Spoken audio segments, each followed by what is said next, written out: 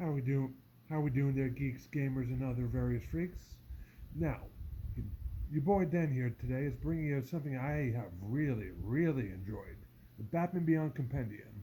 So, I loved Batman Beyond as a kid. It combination of two of my favorite things: sci-fi, like granted, Batman the animated series and the comics do have a slight sci-fi tint to them, but this is really sci-fi. Think of it as Blade Runner and Ghost in the Shell meets Batman if you're unfamiliar. Though if you're watching this, I'm presuming you are a fan. What you might not have ever done, though, if you're a fan of the TV shows, read some of the comics, which ki- I found them a little hard to come by, but I didn't start seriously collecting comics until I was 13 or 14, and didn't really start seriously collecting them until I was 18 when I had my first job. So I had trouble finding the animated series, I guess tie-in comics you'd call them. Now this though, this is a hell of a find there. DC has been slowly reprinting a lot of the Batman the animated series, Superman the animated series, trade comics and then trade paperbacks, and they're going to do like a Walking Dead or Invincible style compendiums, and this is one of them.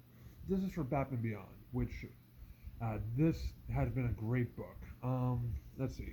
So I didn't actually know who any of these people were who worked on it there, but yeah, um, that's the writer there, Hilly J. Bader, who evidently did a lot of work for Star Trek, Xena, Lois and Clark, and the new Batman Superman adventures. Uh, Sadly, though, she and actually Batman Beyond there. Yeah, it says it right there. Hope I've actually read the thing there. Sadly, though, she passed away. Craig Russo, he was one of the artists there. His art in this. I'm gonna open this up in a little bit. His art is fantastic. Yeah, this. Yeah, like I said, there's also Rick Burchett and Rob Lee. Yeah, this has this book. This is actually one of the covers in it there. So yeah, the way this works here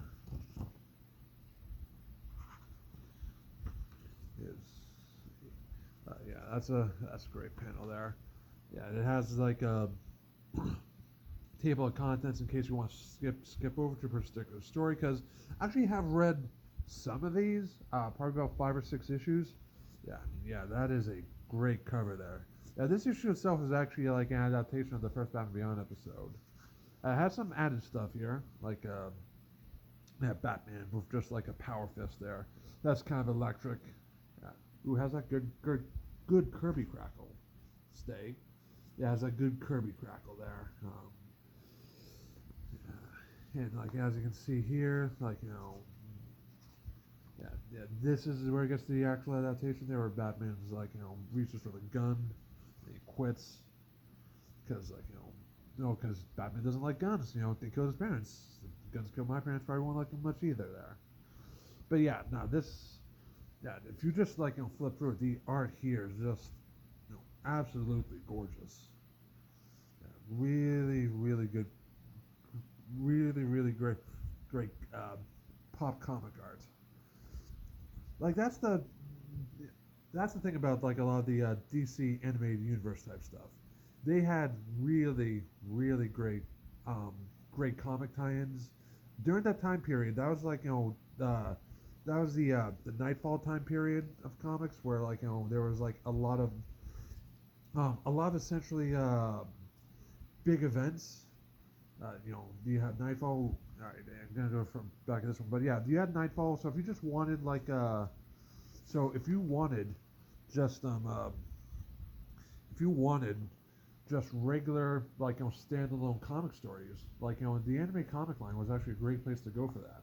Now this is that cover is just it is so good. It is so good there. So this one, Batman Beyond 13, Fearful Symmetry. Uh, this is actually guess you'd say a sequel or a callback to the episode Over the Edge, where Batgirl. The episode opens up. Gordon's chasing Batman. He captures Alfred. Destroys the Batmobile. Nightwing gets captured. And it's all because, like in the episode, it looked like a scarecrow had killed Batgirl there, and turns out it was just like dosed her with some powerful fear toxin. And now, flipping through this book here, like Batman Beyond Barbara um, is now the commissioner of police. There, see, she's my girl still got it. 65 and still leaping over rooftops. Chasing like guys half her age with a pistol there, future pistol. But yeah, nah, yeah. See, like yeah. So basically, uh, the plot of this is like every 4 or 5 years, Batgirl has flashbacks to like that event in her life. It's like I guess you can kind of say it's PTSD, maybe even the lingering effect of the fear gas there, or even her husband who doesn't really know anything about her being Batgirl knows about like hey like something happens to you every 4 or 5 years. Yeah, but yeah. Nah, this was probably my favorite story in this entire book so far. I actually haven't finished it completely, but funny enough, like yeah, I'm probably what issue am I actually on there?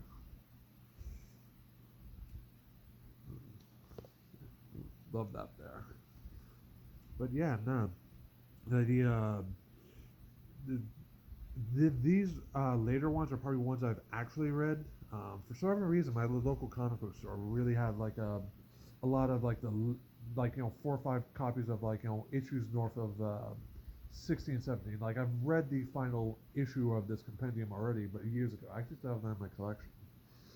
But yeah, this is the Batman Beyond compendium. Normally it retails for about $60. I got it for $35 off of Amazon. I don't know if they're still doing that promotion. They might not be because I bought this end of March. But yeah, definitely check it out. If you're a Batman fan, check it out. If you like Batman Beyond, definitely check it out.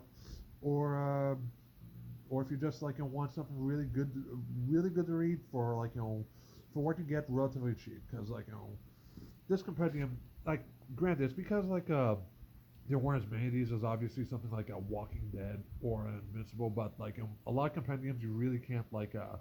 It's not like they're convenient to bring on like a bus or a train or a plane if you want to just like read something on the go there. I always have trouble actually reading comics on like a train, like the bouncing around, like kind of making it hard to focus on the art. But this one's actually like pretty slim compared to a lot of those. So yeah, definitely a recommend.